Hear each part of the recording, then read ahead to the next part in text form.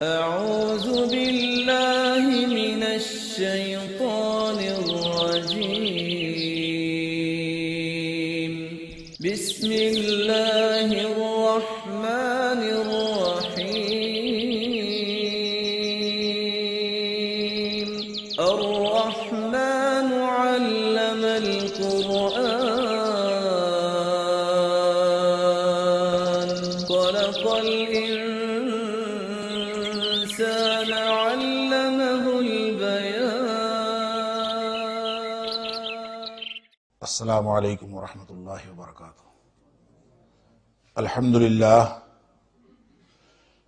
للہ وکفا وسلام علی عبادہ الذین اصطفیٰ۔ اشہد ان لا الہ الا اللہ وحدہ لا شریک لہ واشہد ان محمدا عبدہ ورسولہ صلی اللہ علیہ وآلہ وسلم۔ اللہم صلی علی محمد وعلی آل محمد کما صلیت علی ابراہیم وعلی آل ابراہیم انکا حمید مجید۔ اللہم بارک علی محمد وعلی آل محمد کما بارکت علی ابراہیم وعلی آل ابراہیم انکا حمید مجید۔ اما بعد فاعوذ باللہ السمیع العلیم من الشیطان الرجیم من حمزہ ونفخہ ونفثہ۔ بسم اللہ الرحمن الرحیم۔ اللہ لا الہ الا ہو الحی القیوم لا تأخذہ سنة ولا نوم لہ ما فی السماوات وما فی الارض من ذا الذی یشفع عنده الا بإذنہ يعلم ما بين أيديهم وما خلفهم ولا يحيطون بشيء من علمه إلا بما شاء وسع كرسيه السماوات والأرض ولا يؤوده حفظهما وهو العلي العظيم۔ اللہ وہ ذات ہے جس کے سوا کوئی الہ نہیں، وہ زندہ ہے اور قائم رہنے والا اور قائم رکھنے والا ہے۔ اس کو نہ تو اونگ آتی ہے اور نہ ہی نیند۔ زمین و آسمان میں جو کچھ ہے سب اسی کی ملکیت ہے، اسی کا ہے۔ کون ہے جو اس کے ہاں سفارش کرے سوائے اس کی اجازت کے؟ وہی اللہ تمام علم رکھتا ہے ہر اس چیز کا جو لوگوں کے سامنے ہے اور جو لوگوں کے پیچھے ہے۔ وَلَا يُحِيطُونَ بِشَيْءٍ مِّنْ عِلْمِهِ إِلَّا بِمَا شَاءَ، اور لوگ اللہ کے علم کا ذرہ بھر بھی احاطہ نہیں کر سکتے سوائے اس کے کہ اللہ خود چاہے۔ وسع کرسی السماوات والارض، اس کی کرسی آسمان و زمین پر وسیع ہے۔ ولا یعودہ حفظہما، اور ان دونوں کی یعنی زمین و آسمان کی حفاظت اس کو تھکاتی نہیں ہے، گراں بار نہیں کرتی، اس کو مشقت میں نہیں ڈالتی۔ وہو العلی العظیم، اور وہ ذات بہت ہی بلند اور بڑی عظمتوں والی ذات ہے۔ آیت الکرسی سورۃ البقرہ کی آیت نمبر 255 ہے۔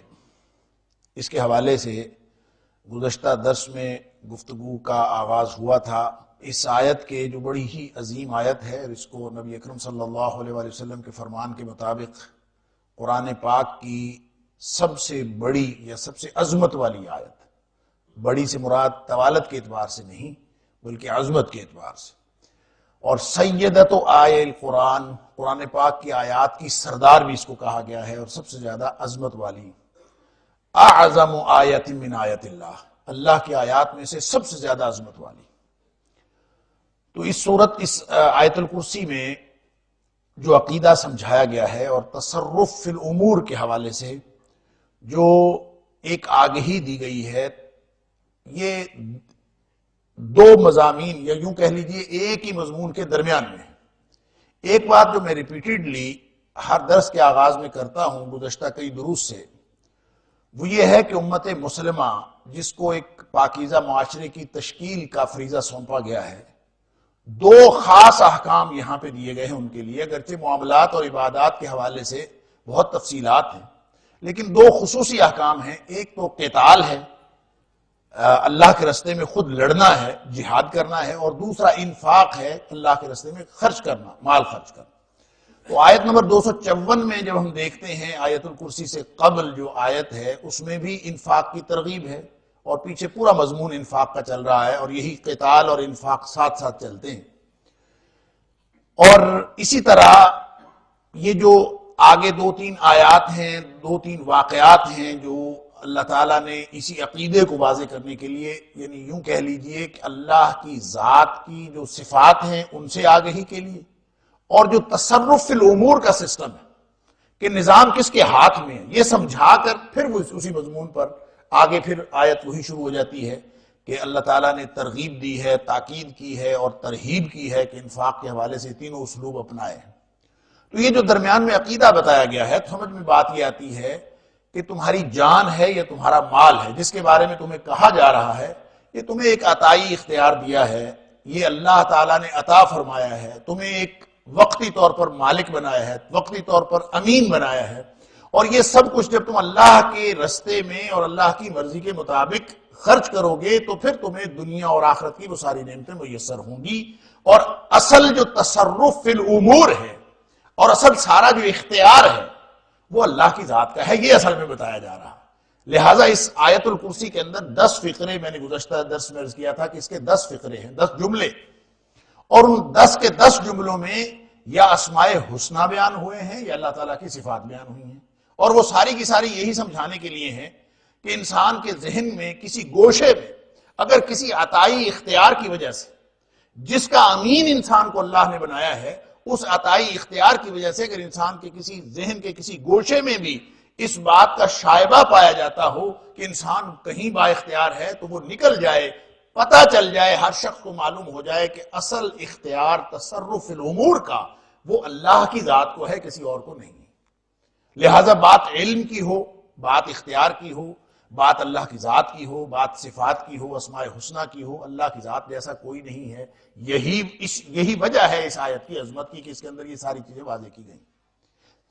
7ویں فقرے پہ بات ہو رہی تھی، وَلَا يُحِيطُونَ بِشَيْءٍ مِّنْ عِلْمِهِ إِلَّا بِمَا شَاءَ، کہ وہ اللہ کے علم کا احاطہ نہیں کر سکتے۔ اللہ کا ایک علم ہے اور عالم الغیب وہی ہے۔ اگر کوئی شخص کہے کہ کوئی اللہ کے علاوہ بھی کوئی شخص علم رکھتا ہے، تو علماء تو دنیا میں ہوتے ہیں، مخلوق میں بھی علماء ہوتے ہیں، انسان جو ہے وہ بھی عالم ہے، بہت ساری باتیں بہت سارے انسان جانتے ہیں، لیکن وہ عالم الغیب نہیں ہے۔ چاہے کوئی نبی ہو، مخلوق ہے، علم غیب وہ اللہ کی شان ہے، اسی کا عالم الغیب فلا یظہر علی غیبہ احد، سارا علم اسی کا ہے، سب کچھ وہ جانتا ہے، سامنے کی بات پیچھے کی بات وہ جانتا ہے۔ اس کا علم، میں نے گزشتہ درس میں عرض کیا تھا، اس کا علم محیط کلی ہے، اور انسان کا علم عطائی اور جزئی ہے۔ اور اگر اس کو جز کے طور پر بھی دیکھا جائے تو بات علم کی ہو یا بات دیگر صفات کی ہو، انسانی صفات کو اللہ کی صفات کے ساتھ قطعاً کسی طرح کا اشتراک نہیں ہے، یہ شائبہ نہیں ہونا چاہیے۔ یعنی ایک تو درجے کا اختلاف ہے کہ انسان کے پاس تھوڑا علم ہے، اللہ کے پاس زیادہ علم ہے، آپ اس کو 0.0000001 یا کچھ کہہ لیں، 1,00,000 زیرو لگا لیں اور اس کے پوائنٹ کے بعد، اور اس کے بعد آپ 1 لکھیں اور دوسری طرف 100% ہو یا گنتی کا کوئی آخری حصہ ہو، تو یہ درجے کا اختلاف ہوگا۔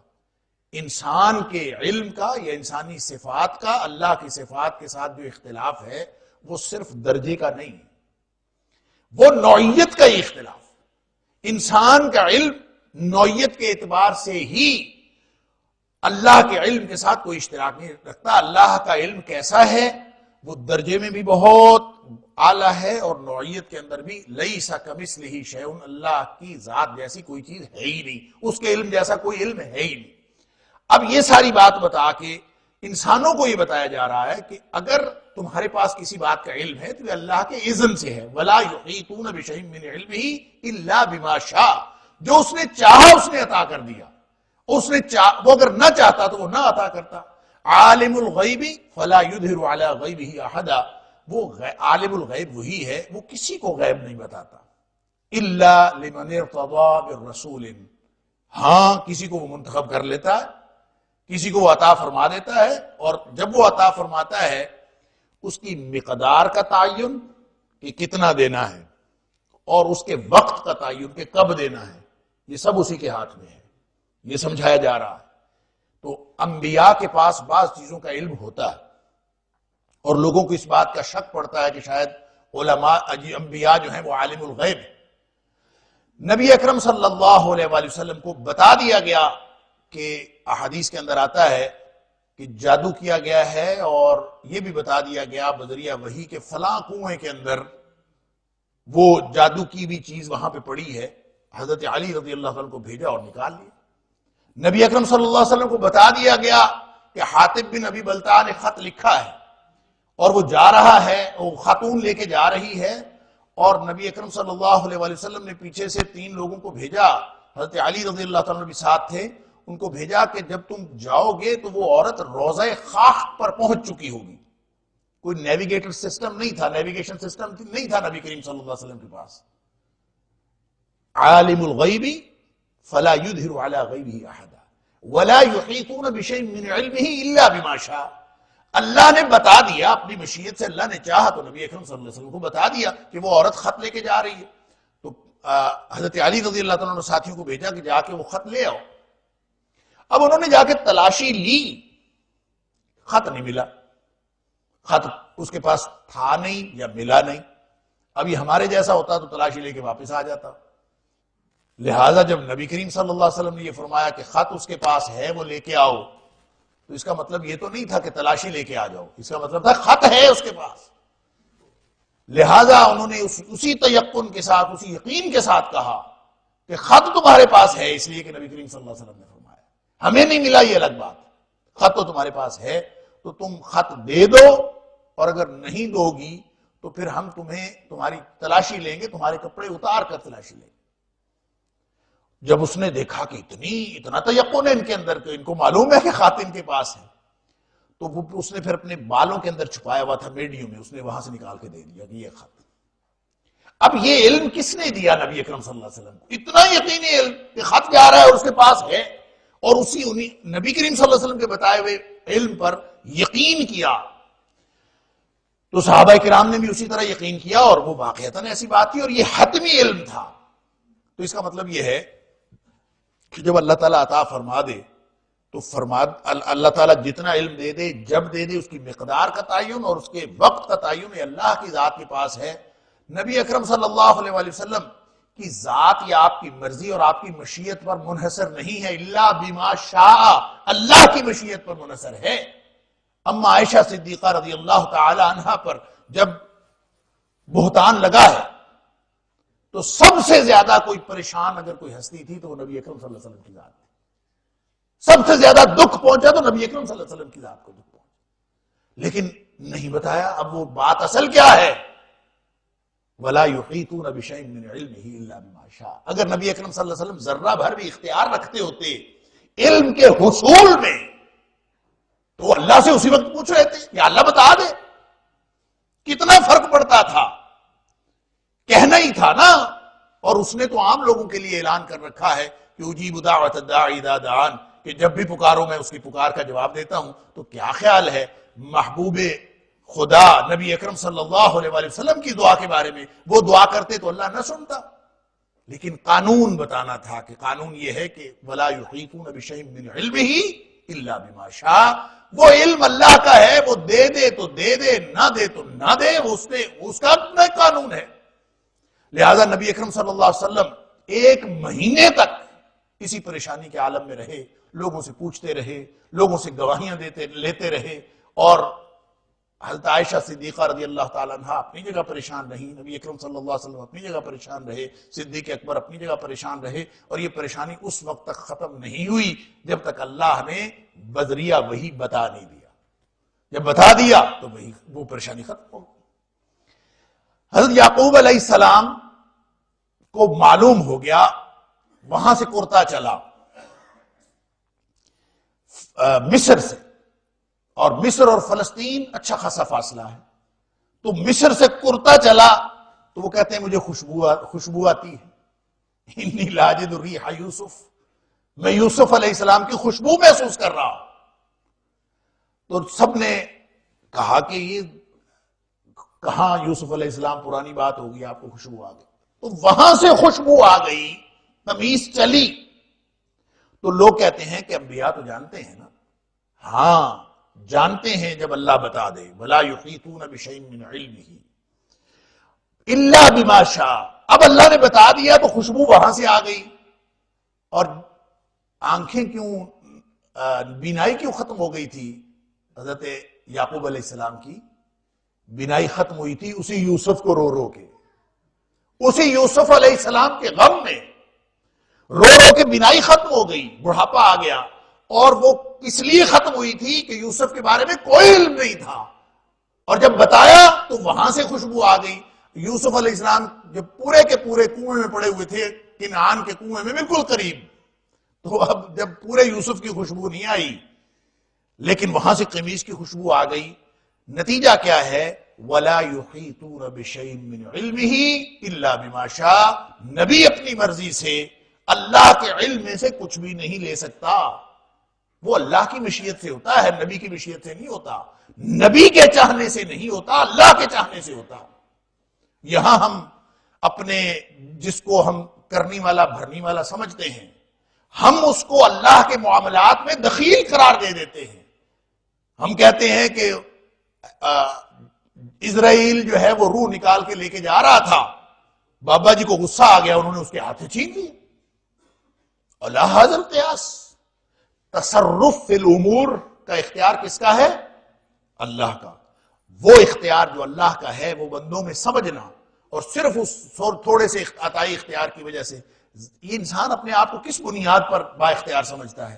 یہی کہ اللہ نے اس کے اندر سانس ڈال دی ہے، اللہ نے اس کے اندر زندگی ڈال دی ہے، اللہ نے کچھ قابلیتیں عطا کر دی ہیں، کچھ صلاحیت عطا کر دی ہے، اس کو بولنے کی طاقت مل گئی ہے، تو یہ اس بنیاد پر، اس کو سوچنے کی طاقت مل گئی ہے، یہ اس بنیاد پر اپنے آپ کو با اختیار سمجھنا شروع ہو.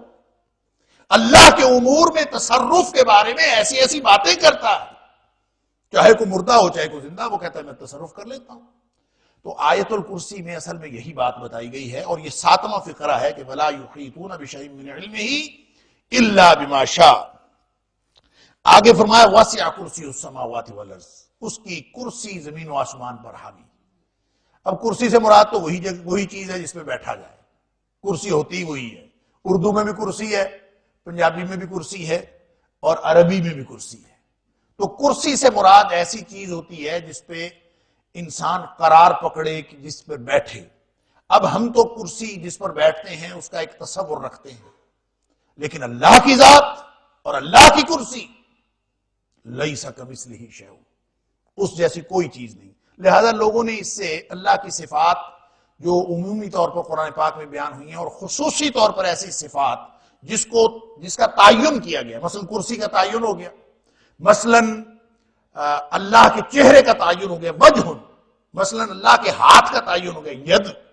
اب لوگوں نے اس کی مختلف تعویلات کرنے کی کوشش کی ہے. مثلا یہ کہ کرسی سے مراد اللہ کا اقتدار اور غلبہ ہے، اس سے مراد کوئی کرسی نہیں ہے، کرسی کوئی بالفعل یعنی اس سے مراد کوئی بیٹھنے کی چیز نہیں ہے، بلکہ یہ معنوی طور پر کرسی کا لفظ استعمال کیا گیا ہے، جو جیسے ہم بھی کہتے ہیں کہ حکومت کو کرسی کہہ دیتے ہیں، تو اس سے مراد اللہ کا غلبہ اور اللہ کا اقتدار اور اللہ کی حکومت ہے. یہ ایک تعبیر کی گئی ہے. اور یہ بھی کہا گیا ہے کہ اس کرسی سے مراد اللہ کا عرش ہے. بعض نے کہا ہے کہ کرسی اللہ کے عرش کے علاوہ کچھ ہے. تو بات یہ ہے ساری لمبی اس پہ صفات کے اوپر، اللہ تعالیٰ کی ذات کے اوپر ایک بہت لمبی بحث ہے جو فلاسفہ اور متکلمین نے کی. اللہ کی صفات عین ذات ہیں، اللہ کی صفات غیر ذات ہیں، اس کے اوپر بھی ایک بحث ہے.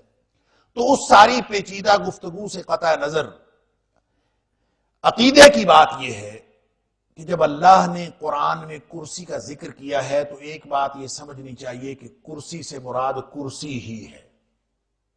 جب کرسی کہا گیا ہے وسع کرسی السماوات والارض، تو ہم اس کا ترجمہ یہی کریں گے کہ اللہ کی کرسی زمین و آسمان پر حاوی ہے. لیکن وہ کرسی کیسی ہے؟ وہ کرسی 4 ٹانگوں والی ہے، وہ کرسی بیٹھنے کی جگہ ہے، وہ کرسی کیسی ہے اس کے بارے میں ہم کوئی تصور قائم نہیں کر سکتے، کوئی کیفیت نہیں ہم قائم کر سکتے، ذہن میں ہم کوئی تصور نہیں لا سکتے. لہذا کوئی تشبیہ بھی نہیں دی جا سکتی. اور عقیدہ یہ ہے لا کیف ولا تشبیہ.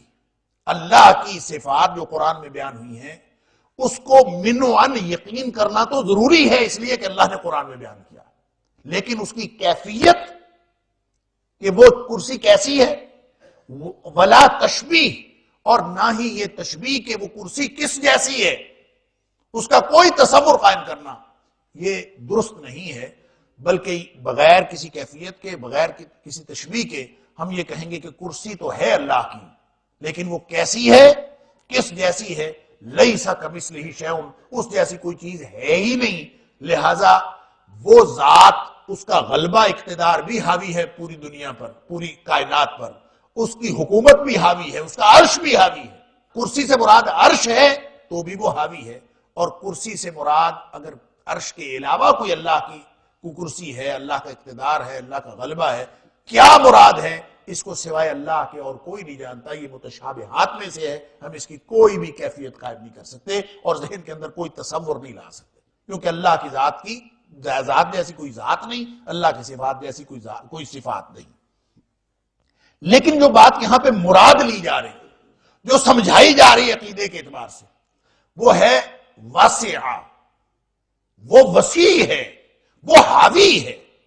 لہذا آپ کو یہ کائنات جتنی مرضی لمبی چوڑی نظر آتی ہے، اور اتنی لمبی چوڑی کہ اکثر ہم سنتے ہیں، سائنسدان کہتے ہیں کروڑوں نوری سال کے فاصلے پر ایک سیارہ دریافت ہوا ہے، اتنے کروڑ نوری سال، 2 کروڑ نوری سال، اتنے کروڑ، واللہ عالم۔ حقیقت بات یہ ہے کہ معلوم ان کو بھی نہیں ہے کہ کیا ہے، یہ ایسے اندازے لگاتے ہیں، اور یہ اندازے ہی ہیں، اس کے علاوہ کچھ نہیں ہے۔ اللہ تعالیٰ تو کائنات کو بڑھا رہا ہے، وَإِنَّا لَمُوسِعُونَ، اللہ تعالیٰ فرماتے ہیں کہ اس کو ہم نے بنایا ہے، ہم اس کی وسعت دیتے جا رہے ہیں، اور سائنس نے بھی پروف کیا ہے کہ کائنات تو مزید وسعت پذیر ہے، یہ تو بنتی جا رہی ہے۔ جیسے اقبال نے کہا تھا کہ یہ کائنات ابھی ناتمام ہے شاید، کہ آ رہی ہے دمادم صدائے کن فیکون، کہ ہر وقت اللہ کا حکم ہو رہا ہے، چیزیں نئی سے نئی بن رہی ہیں، کائنات وسعت پذیر ہے، تو ہم اس کا احاطہ کیسے کر سکتے ہیں، کتنی بڑی کائنات۔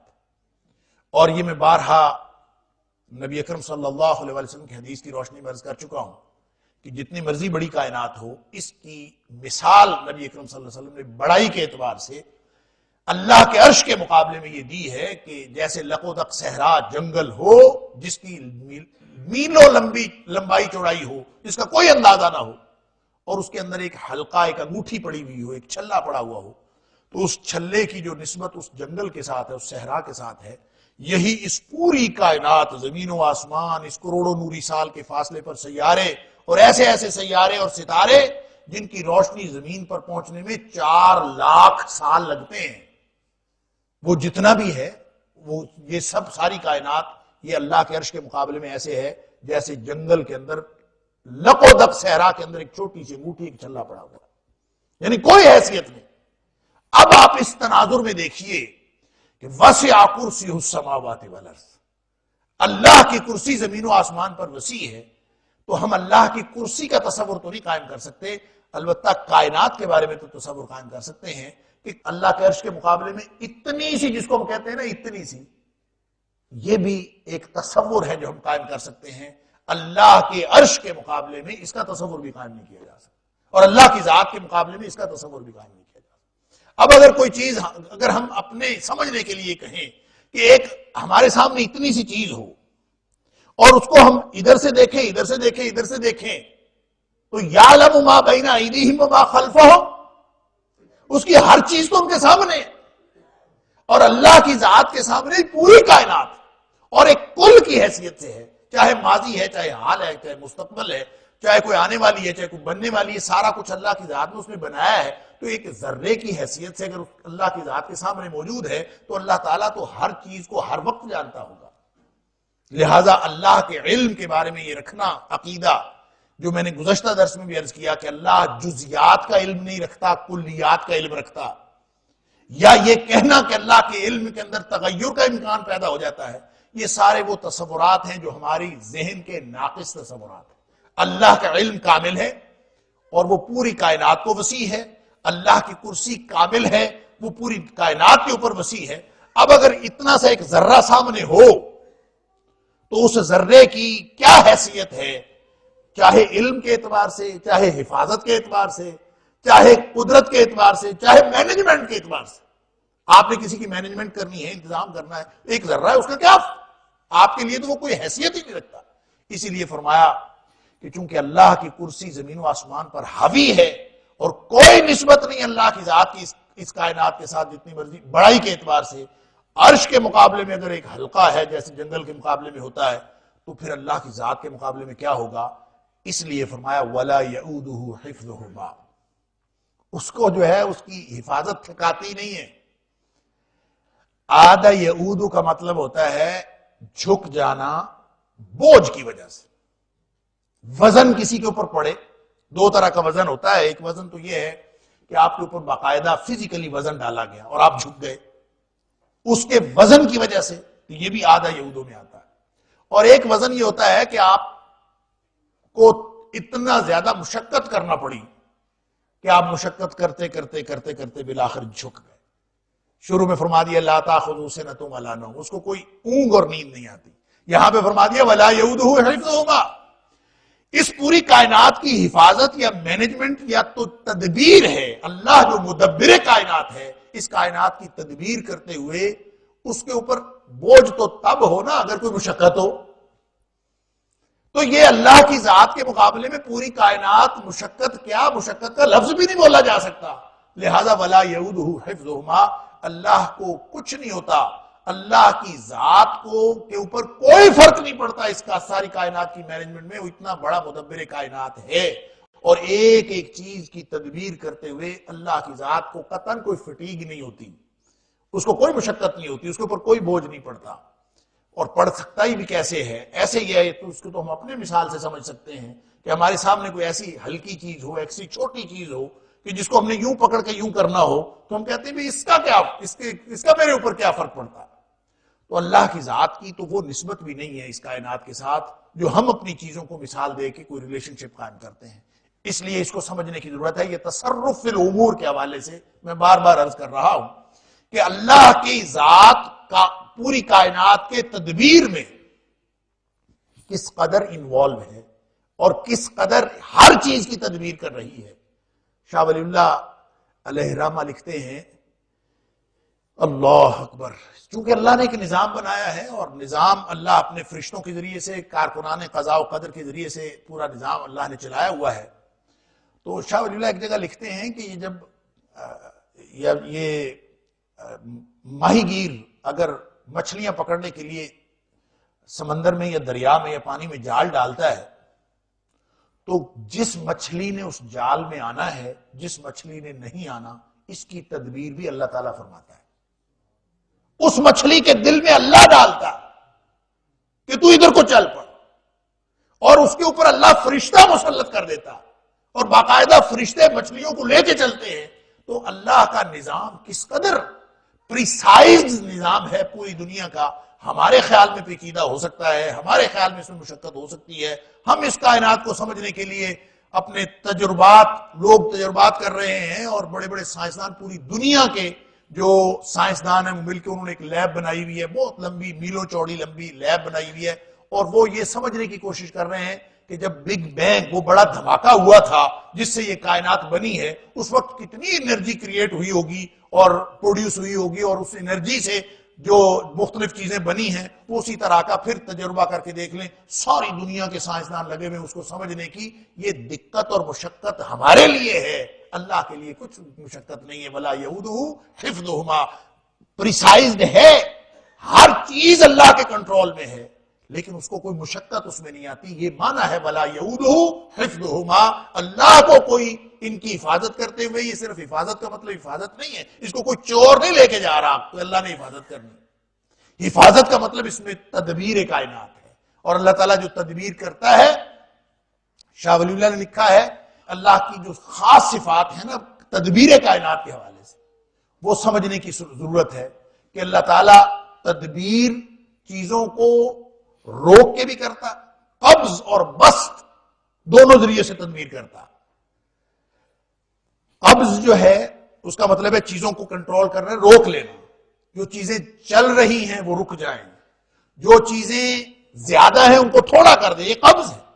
اور ایک ہے بسط، تھوڑی چیز کو زیادہ بنا دینا، نبی اکرم صلی اللہ علیہ وسلم نے دودھ کا پیالہ وہ خود بھی پیا اور سارے صحابہ کرام نے پی لیا، پھر بھی بچ گیا۔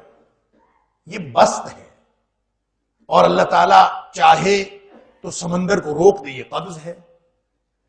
آگ کی صلاحیت کو روک لے کہ تو نے نہیں جلانا، یہ بھی قبض ہے۔ تو اللہ تعالیٰ کی ذات قبض و بسط کے حوالے سے پوری تدبیر کائنات، یعنی اس کی جتنی بھی تفصیلات آپ بیان کرتے جائیں، وہ ساری تفصیلات اصل میں یہ سمجھانے کے لیے ہیں کہ وَلَا يَئُودُهُ حِفْظُهُمَا، کہ اللہ کی ذات کو سمجھیں، کہ اللہ کی صفات کی معرفت حاصل کریں، اللہ کے اسماء الحسنی کو سمجھیں۔ یہ آیت الکرسی پورا کا پورا عقیدہ درست کر دیتی ہے اگر انسان اسی کو درست طریقے سے پڑھ لے اور سمجھ لے۔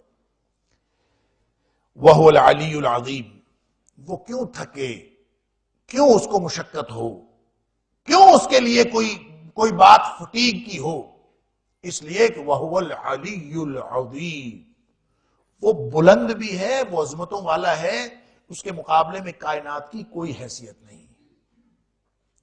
یہ 10 فقرے عقیدہ درست کرنے کے لیے ہیں۔ اگر کوئی شخص اس آیت الکرسی کو یاد کر لیتا ہے اور اس طرح سے پڑھتا ہے، پھر اس کی عظمت ہے۔ ہم آیت الکرسی کو پڑھتے ہیں، رٹا لگایا ہوا ہے، اور ہم آیت الکرسی روز پڑھتے ہیں، ہمیں یہ سمجھ نہیں آتی کہ اس میں اللہ تعالیٰ ہمیں کیا بیان کرتا ہے۔ یہ تو اللہ کے قرآن کی شان ہے اور اللہ کے کلام کی عظمت ہے کہ آپ بغیر سوچے سمجھے بھی پڑھیں تو اس کے اندر تاثیر موجود ہے، لیکن اصل میں جو عقیدہ سمجھایا گیا ہے اس کو سمجھنے کی ضرورت ہے، اور یہی عقیدہ اس آیت کی عظمت کی دلیل ہے۔ لا اکراہ فی الدین قد تبین الرشد من الغی فمن یکفر بالطاغوت ویؤمن باللہ فقد استمسک بالعروۃ الوثقی لا انفصام لها واللہ سمیع علیم۔ دین کے اندر کوئی جبر نہیں، کوئی زبردستی نہیں۔ قد تبین الرشد، یقیناً واضح ہو گئی ہے ہدایت، من الغی، گمراہی سے، فمن یکفر بالطاغوت، اور جو کوئی کفر کرے طاغوت سے، ویؤمن باللہ، اور اللہ کے ساتھ ایمان رکھے، فقد استمسک، پس یقیناً اس نے تمسک کر لیا، وہ جڑ گیا یا اس نے تھام لیا، بالعروۃ الوثقی، مضبوط کڑے کو۔ عروہ کا مطلب کڑا یا کنڈا، وثقی مضبوط، اوثق کی مؤنث ہے وثقی، لا انفصام لها، جس کے لیے ٹوٹنا نہیں ہے، واللہ سمیع علیم، اور اللہ تعالیٰ بہت سننے والا اور بہت جاننے والا ہے، ہمیشہ جاننے والا اور ہمیشہ سننے والا۔ لا اکراہ فی الدین، دین کے اندر کوئی جبر نہیں، بڑا مشہور فقرہ، ہم ہر جگہ پہ استعمال کرتے ہیں اور بہت کثیر الاستعمال اصطلاح ہے کہ دین میں کوئی جبر نہیں، اور کوئی دین کا ضابطہ ہم کسی کو کہنے کی کوشش کریں، کسی کو سمجھانے کی کوشش کریں تو عام طور پہ دلیل یہی دی جاتی ہے کہ لا اکراہ فی الدین، دین کے اندر کوئی جبر نہیں۔ لیکن تقریباً تمام مفسرین اس بات پر متفق ہیں کہ یہ آیت جو ہے ان نوجوانوں کے بارے میں نازل ہوئی، اس کا جو شان نزول ہے کہ اصل میں ہوا یہ تھا کہ نبی اکرم صلی اللہ علیہ وآلہ وسلم کے تشریف لانے سے قبل، چونکہ بہت سارے یہودی مدینہ کے گرد آ کے آباد ہو گئے تھے، اور معاشرتی طور پر، ثقافتی طور پر اور معاشی طور پر انہوں نے بہت زیادہ غلبہ حاصل کر لیا تھا، اور اسی طرح کچھ انٹریکشن ان کا تجارتی شاہراہ کی وجہ سے عیسائیوں کے ساتھ بھی تھا۔ لہذا روایات میں آتا ہے کہ اوس اور خزرج کے کچھ نوجوان وہ عیسائی ہو گئے تھے یا یہودی ہو گئے تھے، یعنی انہوں نے اپنا مذہب تبدیل کر لیا تھا۔ وہ جو روایتی ان کا مشرکین مکہ والا جو اپنے آپ کو دین ابراہیمی کے پیروکار کہتے تھے، جس طرح مشرکین مکہ، اسی طرح اوس اور خزرج بھی انہی میں سے تھے، وہ دین ابراہیمی کے پیروکار اپنے آپ کو کہتے تھے، لیکن حقیقت میں سارے کے سارے مشرک قبائل تھے۔ انہوں نے، ان کے کچھ نوجوانوں نے اپنا دین تبدیل کر کے انہوں نے عیسائیت یا یہودیت قبول کر لی تھی۔ بعد ازاں جب نبی اکرم صلی اللہ علیہ وسلم تشریف لائے، مدینہ تشریف لائے، تو اوس اور خزرج نے اسلام قبول کر لیا۔ تو انہوں نے یہ چاہا کہ ان کے جو نوجوان جو یہودی یا عیسائی بن گئے ہیں وہ بھی اسلام قبول کر لیں، اور ان کو اسلام قبول کروانے کے لیے انہوں نے زبردستی کرنا چاہی۔ اس موقع پر یہ آیت اتری، لا اکراہ فی الدین، کہ دین کو اس طرح سے کسی کے اوپر زبردستی مسلط نہ کرو۔ کوئی اگر نہیں اسلام قبول کرنا چاہتا تو وہ نہ کرے، لہذا دین کو زبردستی مسلط نہیں کرنا، یہ اکراہ کا مطلب یہ ہے۔ اکراہ کا مطلب یہ نہیں ہے کہ دین کی پابندیاں نہیں لگانی۔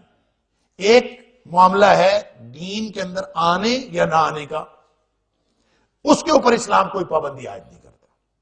کوئی شخص اگر دین قبول کرنا چاہتا ہے کرے، نہیں کرنا چاہتا نہ کرے، یہی معنی ہے بس، رہ گئی باقی تفصیلات۔ تو جب وہ کوئی شخص دین قبول کر لیتا ہے ایک دفعہ، اسلام کے ضابطے سخت ہیں، اسلام جو ہے وہ اپنے قوانین کے اعتبار سے یا اپنی سزاؤں کے اعتبار سے یا اعمال کے نتائج کے اعتبار سے کس قدر سختی رکھتا ہے، یہ اسلام کا اپنا خاصہ ہے، اپنا امتیاز ہے۔ کسی کو اگر وہ ڈسپلن پسند ہے اسلام کا تو وہ قبول کر لے، اور جس کو اسلام کا ڈسپلن پسند نہیں ہے وہ نہ قبول کرے۔ لیکن اگر وہ قبول کر لے گا تو پھر اس کے بعد اس کے پاس یہ اختیار نہیں ہے، پک اینڈ چوز کا اختیار ختم ہو جاتا ہے۔ ادخلوا فی السلم کافہ، پھر وہ اسلام میں پورے کا پورا داخل ہو۔ اس لیے کہ اب اگر وہ کہے کہ میں کچھ اسلام قبول کروں اور کچھ نہ کروں تو اب اس کے پاس کوئی اختیار نہیں ہے۔ لا اکراہ فی الدین تھا دین قبول کرنے یا نہ کرنے کے اعتبار سے۔ لوگ کہتے ہیں جی ایک طرف تو لا اکراہ فی الدین ہے اور دوسری طرف یہ کہا جاتا ہے کہ مرتد جو شخص اسلام قبول کر کے چھوڑ دیتا ہے تو اس کو پکڑ کے قتل کر دو، مرتد کی سزا قتل۔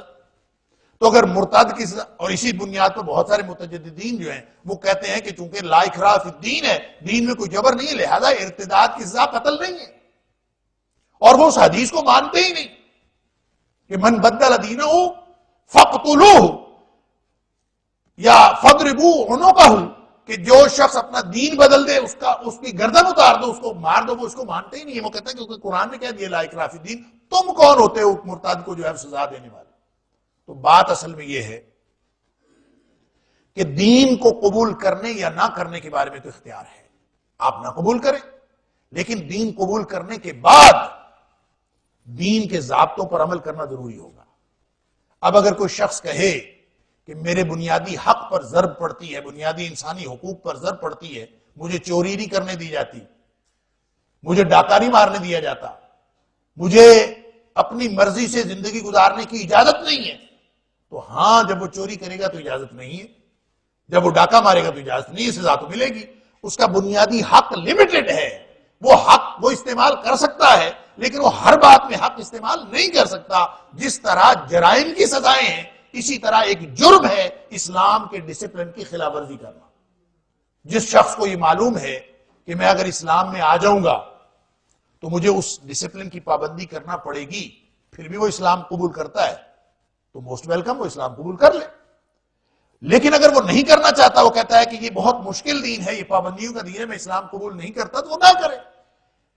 لیکن اگر وہ قبول کر لے گا، میں ایک مثال اکثر دیا کرتا ہوں کہ اگر کوئی شخص کسی فٹ بال ٹیم کو جوائن کرنا چاہتا ہے اور وہ اپنی مرضی سے جوائن کرے یا نہ کرے، اس کے پاس اختیار ہے، لیکن جب وہ جوائن کر لیتا ہے تو اس کے اوپر پابندی ہے کہ اب اس نے گول دوسری ٹیم کو ہی کرنا ہے، اب وہ اپنی ٹیم کو گول نہیں کر سکتا۔ اب اگر وہ یہ کہے کہ میرے اوپر پابندی لگ گئی ہے کہ مجھے یہ کیوں آپ کہتے ہیں کہ آپ نے گول صرف ادھر ہی کرنا ہے، ادھر نہیں کرنا، اپنی ٹیم کو نہیں کرنا، تو وہ دلیل دے لا اکراہ فی الدین۔ لا اکراہ اس معاملے میں تھی کہ تمہارے اوپر کوئی پابندی نہیں تھی کہ تم اس ٹیم کو جوائن کرو چاہے نہ کرو، لیکن اگر تم نے کر لی تو اب تمہیں اس ضابطے کی پابندی کرنی پڑے گی جو ضابطہ اس ٹیم کا ہے۔ اب اگر تم یہ سمجھو کہ میں تو اپنی ٹیم کو گول کروں، میں اس کو کروں، میں جو مرضی کروں، تو جو مرضی تم نہیں کر سکتے۔ اس لیے اسلام نے ایک ڈسپلن بنایا ہے، اور جہاں کہیں وہ مکمل اسلام کا ڈسپلن موجود ہے تو اسلام کا ڈسپلن صرف نمازیں پڑھنا نہیں ہے، اسلام کا ڈسپلن پورا ریاستی ڈھانچہ ہے۔ اور جب اگر پورا ریاستی ڈھانچہ اسلام کے مطابق ہو اور کوئی بھی شخص اس کی خلاف ورزی کرے اور اس کے خلاف بغاوت کرے تو بغاوت پہ تو پوری دنیا کی تمام جمہوری اقوام بھی اور جدید ترین جو ماڈرن ریاستیں ہیں وہ بھی اس بات کے قائل ہیں کہ جو ریاست کے خلاف بغاوت ہوتی ہے اس کی سزا تو قتل ہے، ہر جگہ پہ ہے۔ تو پھر اسلام کی سزائے ارتداد جو ہے اس کے اوپر کیوں اعتراض ہے؟ اسلام کی سزا بھی سزائے ارتداد بالکل جینون ہے، اور وہ نیچرل ہے کہ جب آپ اس ریاستی ڈھانچے کے خلاف، جو اسلام کا ریاستی ڈھانچہ ہے، اس ڈسپلن کے خلاف آپ خلاف ورزی کریں گے اور اٹھیں گے، بغاوت کریں گے، تو اس کی سزا وہ ہوگی جو اسلام نے رکھی ہے۔ یہاں تو چھوٹی چھوٹی چیزیں دیکھیں، اسلام آپ نے قبول کر لیا، نبی اکرم صلی اللہ علیہ وسلم نے فرمایا کہ جب 7 سال کا بچہ ہو جائے تو اس کو نماز کا حکم دینا، اور اگر 10 سال کا ہو کبھی نماز نہ پڑھے فَاضْرِبُوهُ، اسی وقت سے ڈنڈا شروع ہو جائے گا۔ تو یہ پابندیاں ہیں، ایسا نہیں ہے پھر وہ کہے کہ لا اکراہ فی الدین، بچہ کہے ابا جی آپ نے قرآن نہیں پڑھا، لا اکراہ فی الدین، نماز پڑھنے کے لیے ڈنڈا استعمال نہ کرو، یہ نہیں ہے اس کا معنی، وہاں ڈنڈا استعمال کرنا پڑے گا۔ بلکہ وہ کسی شاعر کا قول ہے کہ 4 کتاباں عرشوں آئیاں، 5واں آیا ڈنڈا، یعنی کتاب 4 کتاباں عرشوں آئیاں، 5واں آیا ڈنڈا، ڈنڈے باجوں بھجدا نہیں بے دینا دا کنڈا، یعنی اس کے بغیر مسئلہ حل نہیں ہوتا۔ اس لیے اسلام نے حق و باطل کی جب کبھی کشمکش ہوتی ہے اس میں جہاد کو رکھا ہے۔ جو بھی قوتیں اسلام کو دبانے کی کوشش کرتی ہیں، کوئی بھی فیکٹر جو اسلام کے جو پالیسی ہے امن کی اس کو تباہ کرنے کی کوشش کرتی ہیں، اسلام کہتا ہے ادارہ جہاد حرکت میں آ جائے۔ اب حق و باطل کا ٹکراؤ ہوگا، قاتلوا فی سبیل اللہ الذین یقاتلونکم، جو تم سے لڑتے ہیں ان کے خلاف لڑو، اب لا اکراہ فی الدین نہیں ہوگا۔ اذن للذین یقاتلون بانہم ظلموا، جہاں ظلم ہوتا ہے وہاں اٹھ کے لڑو ظلم کے خلاف، اب لا اکراہ فی الدین نہیں ہے۔ اور پھر یہ بھی کہا کہ اگر تمہارے اوپر ظلم نہیں ہوا، تم سے کوئی نہیں لڑا، قریبی بستی پر ظلم ہو رہا ہے، تو پھر تم ان کے خلاف لڑو، جیسے سورہ نساء میں کہا۔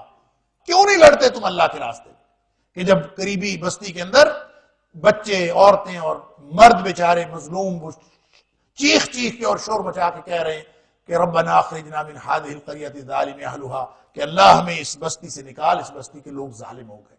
تو یہ وہاں اب یہ لا اکراہ فی الدین نہیں اپلائی ہوگا۔ لا اکراہ فی الدین کا تعلق صرف اور صرف ہے تو یہ خاص اس کا سبب نزول وہ نوجوان، لیکن یہ اپنے مفہوم کے اعتبار سے عام ہے اور یہ قیامت تک کے لیے ہے۔ کوئی شخص اسلام قبول کرنا چاہتا ہے کرے، نہ کرنا چاہے نہ کرے۔ اسلام کبھی بھی زبردستی کسی کے اوپر مسلط نہ کیا جا سکتا ہے اور نہ تاریخ میں کبھی کیا گیا۔ کبھی مسلمانوں نے ایسی کوشش نہیں کی کہ لوگوں کو جو ہے وہ زبردستی مسلمان بنایا جائے، حتیٰ کہ تاریخ کے اندر ایسی مثالیں تو آپ کو ملیں گی کہ مسلمانوں نے شہر فتح کیے اور لوگوں کو ان کو مذہبی آزادی دی، اور اسلام مذہبی آزادی دیتا ہے، ان کو آزادی دی۔ تو عیسائی، شام کے عیسائی جب جنگ یرموک ہونے لگی تو سارے لوگ سارے علاقوں سے، حضرت ابوبکر صدیق رضی اللہ تعالیٰ نے حکم دیا کہ ساری فوجیں جو ہیں وہ علاقوں سے ودرا کر کے سارے یرموک کے کنارے آ کے لڑیں ان کے خلاف، کیونکہ بہت بڑی فوج آ گئی تھی مقابلے میں رومیوں کی۔ تو جب اس وقت علاقے چھوڑے حضرت ابو عبیدہ بن جراح رضی اللہ تعالیٰ نے اور مختلف لوگوں نے، تو عیسائی عوام جو تھے وہ رو رو کے دعائیں کر رہے تھے۔ مقابلہ ان کا عیسائیوں کے ساتھ تھا، مسلمانوں کا، عوام بھی عیسائی تھے اور وہ رو رو کے دعائیں کر رہے تھے کہ اللہ انہی حکمرانوں کو واپس لانا۔ وہ علاقے چھوڑ رہے تھے۔ اور تاریخ میں ہم یہ دیکھتے ہیں کہ یہودی ہوں، عیسائی ہوں، ہندو ہوں، وہی ہیں جنہوں نے ہمیشہ جبری لوگوں کا دین تبدیل کیے ہیں۔ اسلام نہ کبھی دین تبدیل کرتا ہے جبرن، نہ کبھی اس پر یقین رکھتا ہے اور نہ اس کو پالیسی رکھتا ہے۔ اسلام کی پالیسی یہی ہے اور وہ ہے لا اکراہ فی الدین۔ مولانا عبد المالک مجاہد دارالسلام والے وہ ایک واقعہ سناتے ہیں انڈونیشیا کا، غالباً انڈونیشیا کے اندر بہت سارے مسلمان ہیں اور وہاں پہ معاشی حالات اتنے اچھے نہیں، تو انہی معاشی حالات کو ایکسپلائٹ کرتے ہوئے یا کوئی بھی صورتحال جو ہے اس کو ایکسپلائٹ کرتے ہوئے ہمیشہ دوسرے ادیان کے لوگوں نے مسلمانوں کو جبری دین تبدیل کرنے کے اوپر مجبور کیا ہے۔ ہماری اپنی ایک میری چچا زاد بہن کا واقعہ ہے کہ یہ ایک مشنری ہاسپٹل کے اندر ان کی، یہ کرسچن ہاسپٹل کے اندر ان کی ڈیلیوری کا کیس تھا۔ انہوں نے خود مجھے بتایا، انہوں نے کہتے ہیں این اس وقت، اب جب ظاہر ہے خاتون کا جو ڈیلیوری کیس ہوتا ہے وہ جو وقت ہوتا ہے وہ کتنا کڑا وقت اس کے اوپر ہوتا ہے، تو این اس وقت جس وقت ڈیلیوری کیس بالکل تیار تھا اور خاتون بیچاری انتہائی کرب میں تھی، تو وہ کہتے ہیں کہ نرسیں ساری میرے ارد گرد آ کے کھڑی ہو گئی اور انہوں نے مجھے کہا کہ ہم یسوع مسیح سے دعا کرتے ہیں، تم بھی دعا کرو اور یسوع مسیح جو ہے وہ تمہاری یہ مصیبت دور کرے۔ این اس وقت تو یہ لا اکراہ فی الدین، اسلام تو اس کو مانتا ہے، وہی ہیں جو نہیں مانتے۔ تو مولانا عبد المالک مجاہد بتاتے ہیں کہ وہاں عیسائی مشنریوں نے کام کیا، لوگوں کو مراعات دی اور مراعات دے کے ان کو اسلام سے برگشتہ کیا اور عیسائیت قبول کرنے پر مجبور کیا، اور لوگوں نے عیسائیت قبول کر لی اور بہت بڑا ایک خطہ جو تھا کوئی گاؤں تھا پورا کا پورا، جو وہ بیچارے غریب لوگ تھے، ان کو عیسائیوں نے جا کے مالی ترغیبات دی، اور اس ترغیبات کی وجہ سے ان لوگوں نے اسلام کو چھوڑ دیا، عیسائیت قبول کر. پھر انہوں نے اپنے بڑے پوپ کو بلایا سیلیبریٹ کرنے کے لیے کہ سب لوگ عیسائی ہو گئے ہیں، تو خوشی منانے کے لیے، جشن منانے کے لیے انہوں نے منایا اور بلایا، ایک تقریب منعقد کی. اور جب وہ تقریب منعقد ہو رہی تھی اور وہ پوپ نے تقریر کی اور بڑی خوشی کا اظہار کیا کہ آپ لوگوں نے عیسائیت قبول کر لی ہے، تو بڑا اچھا ہوا. تو ایک آپ کو اگر کوئی مزید کسی چیز کی ضرورت ہو تو مجھے بتائیں. تو کہتے ہیں کہ محفل میں سے ایک آدمی اٹھ کے کھڑا ہوا، جو نووارد عیسائی تھے انہی میں سے ایک شخص اٹھا اور اس نے کہا جی آپ نے ہمیں واقعی بہت خدمت کی ہے، ہمیں بہت ساری ترغیبات دی ہیں، بس ایک ہماری ضرورت ہے، ہماری ایک خواہش ہے، وہ پوری کر دیجیے. انہوں نے کہا جی کیا خواہش ہے؟ انہوں نے کہا جی ہمیں حج کرنے کی خواہش ہے، ہمیں ٹکٹ چاہیے مکے مدینے کے، ہمیں آپ ٹکٹ بھی دے دیں تاکہ ہم حج کر آئیں، عیسائی ہم ہو گئے. تو جبری جو لوگوں کے دلوں کے اندر اسلام ہے، آپ لوگوں کو عیسائی بناتے ہیں مالی معاملات دے کے اور مالی ترغیبات کے ذریعے سے، تو یہ وتیرہ ہمیشہ دوسرے ادیان کا رہا ہے، اسلام کا کبھی نہیں رہا. اور اسلام جب پالیسی کا اعلان کرتا ہے لا اکراہ فی الدین، تو گئے گزرے مسلمان بھی ہوں، پوری تاریخ کے اندر کبھی مسلمانوں نے لوگوں کو جبری مسلمان نہیں بنایا، اور نہ ہم اس بات پر یقین رکھتے. اسلام کی پالیسی قرآن میں بھی واضح ہے، ڈنڈے میں بھی واضح ہے، کتاب میں بھی واضح ہے، ڈنڈے میں بھی واضح ہے. ہم تو وہ دین رکھتے ہیں کہ علی مرتضی رضی اللہ تعالی عنہ این جہاد کے دوران، این جنگ کے دوران کسی شخص کے اوپر وار کرنے لگے ہیں، اس نے آگے سے منہ پہ تھوک دیا تو فوراً تلوار پیچھے کھینچ لی. اس لیے کھینچ لی، وہ حیران ہو گیا کہ تم تو مارنے لگے تھے. تو کہا تمہیں میں مارنے لگا تھا تو اللہ کے لیے مارنے لگا تھا، میرا ذاتی کوئی رنج نہیں ہے تیرے ساتھ. اور جب تم نے مجھے میرے منہ پر تھوکا تو مجھے اپنے بارے میں دل میں تکلیف ہوئی، اور اس میں میری ذاتی وجہ شامل ہو گئی تجھے مارنے کے لیے. تو میں تو ذاتی وجہ سے تجھے مار ہی نہیں رہا تھا، لہذا میں نے تلوار کھینچ لی کہ کہیں قیامت کے دن اللہ تعالیٰ مجھے یہ نہ کہہ دے کہ تو نے تو اپنی وجہ سے مارا تھا، اس لیے میں نے کھینچ لیا. لہذا یہاں لا اکراہ فی الدین کا جو صحیح ٹرو سپرٹ آپ دیکھتے ہیں، آپ اپنی مرضی سے جتنی مرضی انٹرپریٹیشن کرتے رہیں، اللہ کے فضل سے ہماری شاندار درخشاں تاریخ ہے اور ہم اس کے اوپر پوری دنیا کے ساتھ ڈیبیٹ کر سکتے ہیں. اصل میں ہمارے ساتھ پتہ ہے کیا جو المیہ ہوتا ہے اور ہمارے ساتھ جو کھیل کھیلا جاتا ہے وہ کیا ہے، جس میں ہم بھی ڈیفینسو ہو جاتے ہیں؟ وہ یہ ہے کہ عیسائیت کی تعلیمات جن کو امن کی تعلیمات کہا جاتا ہے، یہودیت کی تعلیمات جن کو امن کی تعلیمات کہا جاتا ہے، اس کا موازنہ کرتے ہیں اسلام کی تاریخ سے. اسلام کی تاریخ سے وہ چیزیں نکال کے جو لڑائیوں کی باتیں ہیں، جو خونریزی کی باتیں ہیں، جو جہاں پہ ان اصولوں کی پابندی نہیں کی گئی، ایسی چیزیں وہاں سے نکال کے اس تاریخ سے، ہماری تاریخ سے تقابل کیا جاتا ہے عیسائیت کی بالخصوص تعلیمات کا. تو بات یہ ہے کہ آپ نے عیسائیت کی تعلیمات کا تقابل کرنا ہے تو قرآن کے ساتھ کریں نا، قرآن کے ساتھ تقابل کریں. اور اگر تاریخ کے ساتھ تقابل کرنا ہے تو پھر اپنی تاریخ کے ساتھ کریں. جب آپ اپنی تاریخ کے ساتھ ہماری تاریخ کا مقابلہ کریں گے تو آپ کو نظر آئے گا کہ اللہ کے فضل سے ہماری تاریخ بھی بڑی شاندار ہے. ہماری تاریخ کے اندر وہ جو تاثر، منفی تاثر آپ نے لیا ہوا ہے، وہ تاثر سارا ختم ہو جائے گا. ذرا اپنی تاریخ کو دیکھیں نا، اس کو بھی کھنگال کے دیکھیں. آپ کو ہمارے اندر گروپ بندی نظر آتی ہے، آپ اپنے گروپ تو دیکھیں، آپ اپنی دشمنیاں تو دیکھیں. آپ کو ہمیں قرآن کہتا ہے فَأَغْرَيْنَا بَيْنَهُمُ الْعَدَاوَةَ وَالْبَغْضَاءَ إِلَى يَوْمِ الْقِيَامَةِ. قرآن کہتا ہے ہم نے ان کے دلوں میں ایک دوسرے کے خلاف قلبی دشمنی اور ظاہری دشمنی، دونوں قسم کی دشمنی ڈال دی، اور قیامت تک کے لیے دشمنی. اب یہ دشمنی ان کے درمیان ہے، وہ آپس میں ایک دوسرے کے دشمن ہیں، یہودی عیسائیوں کے دشمن، عیسائی یہودیوں کے دشمن، اور پھر عیسائی آپس میں ایک دوسرے کے دشمن. کیتھولکس کی اور پروٹیسٹنٹس کی لڑائیاں نہیں ہیں، ہزار قسم کے ان کے اندر چرچ ہیں، سب کچھ نہیں ہے، یہ ان کی تاریخ ہے. تو لا اکراہ فی الدین بتا کے ہماری تاریخ میں سے ایسی مثالیں نکالنا کہ یہ ثابت کرنے کی کوشش کرنا کہ اسلام جبر کا دین ہے، نہ اسلام کبھی جبر کا دین تھا، نہ ہے، نہ کبھی ہوگا. جبر کیا ہے تو آپ نے کیا ہے، دشمنیاں ہیں تو آپ کی ہیں، اور بغض ہے تو آپ کا ہے. اور وہ اسلام کے خلاف بھی تم نے ایک دشمنی نکالی ہوئی ہے، الکفر ملت واحدہ، وگرنہ آپس میں سب ایک دوسرے کے دشمن. میں ایک واقعہ اکثر بیان کرتا ہوں، شاید آپ کو بھی پہلے سنایا ہوگا، کہ میں اسکاٹ لینڈ میں ایک جھیل کی سیر کرنے کے لیے ایک دفعہ ہم گئے، تو وہاں ایک آدمی اسکاٹش لباس میں روایتی لباس پہن کے کھڑا ہوا تھا، اور اس کے ہاتھ میں ایک ڈنڈا سا تھا، ایک عجیب ویپن پرانے زمانے کا، اور اس کے آگے برچھا لگا ہوا، اور برچے کا بھی 2-3 پھل عجیب و غریب قسم کے. تو میں نے وہ دیکھا، اس نے اسکاٹش وہ جو ٹارٹن جو ان کا خاص کپڑا ہوتا ہے وہ پہن کے، وہ اسکاٹش لباس پہن کے کھڑا ہوا تھا. تو وہ خیر کھڑا تو تھا، لوگوں سے مانگنے کے لیے کھڑا تھا، لوگ اس کو پینی 2 پینی پاؤنڈ وغیرہ دے رہے تھے. میں نے اس سے پوچھا کہ یہ تمہارے ہاتھ میں کیا ہے؟ تو اس نے اپنا ایکسپلین کرنے کی کوشش کی کہ یہ ویپن ہے ہم اس کو. میں نے کہا کیسے کرتے ہیں؟ کہتے ہیں دشمن کو پہلے یوں مارتے ہیں، پھر یوں کرتے ہیں، پھر یوں کرتے ہیں. اس نے باقاعدہ مجھے ڈیمونسٹریٹ کر کے بتایا، اور وہ آگے یوں کر کے ایک بنا ہوا تھا بڑا عجیب و غریب. میں نے کہا اس کو کیا کرتے ہیں؟ کہتا جی پہلے اس کو یوں مارتے ہیں یہ کر کے، پھر بالآخر اس کے یہ یہاں رکھ کے نا اس کے، تو یہ یہاں اوپر اٹھا دیتے ہیں اس کو، وہ پوری ڈانگ سی اس کے پیچھے پکڑی. تو میں نے کہا کس کو کرتے ہیں؟ تو مجھے ادھر ادھر دیکھ کے نا، چونکہ وہ اسکاٹش تھا، اسکاٹ لینڈ کا تھا، تو ادھر ادھر دیکھ کے نا تو میرے کان میں کہتا ہے بلڈی انگلش، یعنی انگلینڈ والوں کو ہم یہ کرتے ہیں. ایک طرف انگلینڈ، ہم تو سمجھتے ہیں انگریز سارے انگریز ہیں، ہم سمجھتے ہیں عیسائی سارے عیسائی ہیں. ان کی آپس کی موٹیویشن کیا ہے؟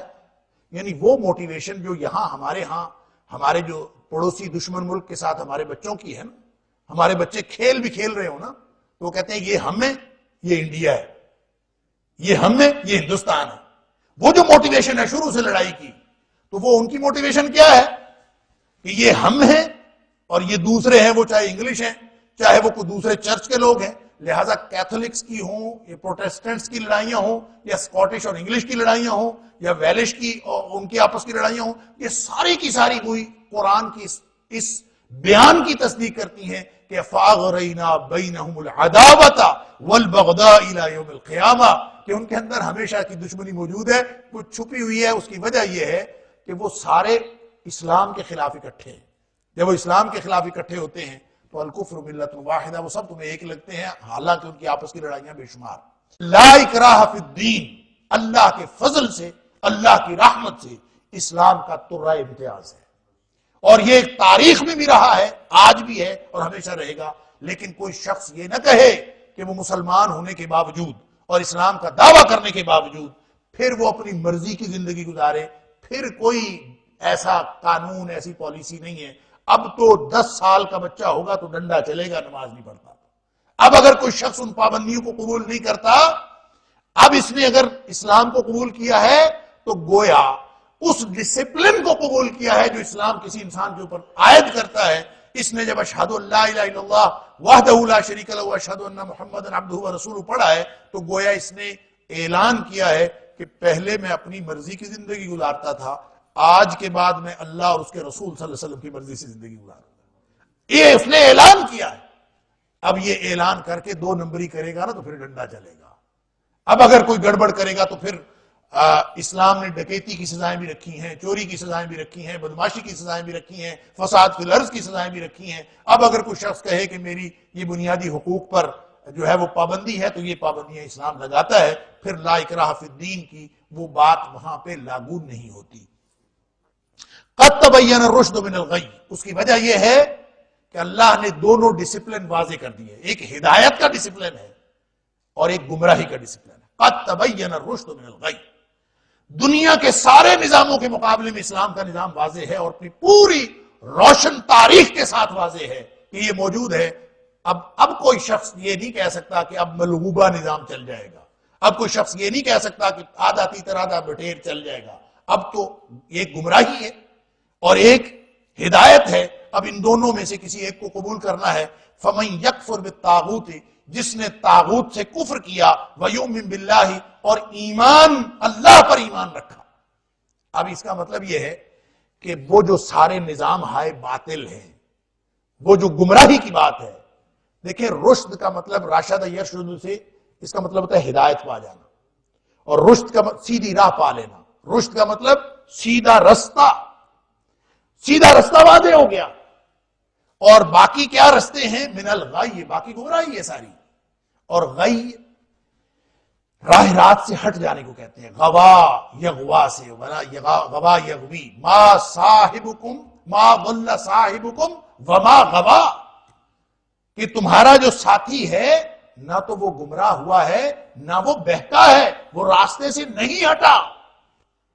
اللہ تعالیٰ نے قرآن میں واضح کیا.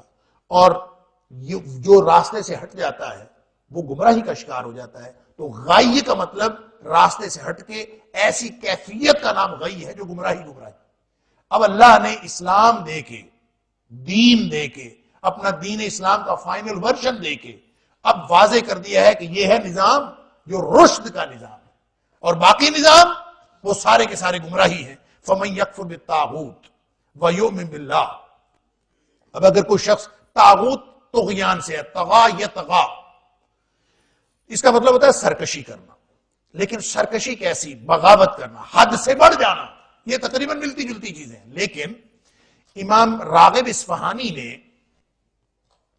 اس کو بڑا وضاحت کے ساتھ اس کا لغت کا جو لغوی معنی ہے اس کو واضح کیا ہے کہ طغیان ویسے تو حد سے بڑھ جانے کو کہتے ہیں، لیکن جب طاغوت کا لفظ آ جاتا ہے تو اس سے مراد سارے معبودان باطل بھی ہیں، اور اس سے مراد ہر وہ چیز ہے، ہر وہ چیز، شخصیت نہیں، ہر وہ چیز طاغوت سے مراد ہے جو انسان کو راہ رات سے بہکا کر گمراہی کی طرف دھکیل دے.